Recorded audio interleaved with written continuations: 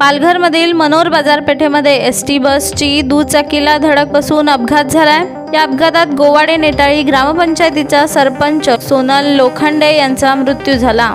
या अपघाताची दृश्य सीसीटीव्ही मध्ये देखील कैद झाली आहेत। आज सकाळी 11:30 वाजताच्या सुमारास बाजारपेठेतील जनता पतपेढी समोर बसने पालघरच्या दिशेने जात असलेल्या दुचाकीला धडक दिली। अपघातात बसच्या टायर खाली आल्याने गंभीर जखमी झालेल्या सोनल लोखंडे यांचा रुग्णालयात उपचारादरम्यान मृत्यू झाला आहे। या दरम्यान त्यांचा 1 वर्षीय मुलगा देखील सोबत होता। त्यालाही दुखापत झाल्याने उपचारासाठी सिल्वासा येथे हलवण्यात आले आहे।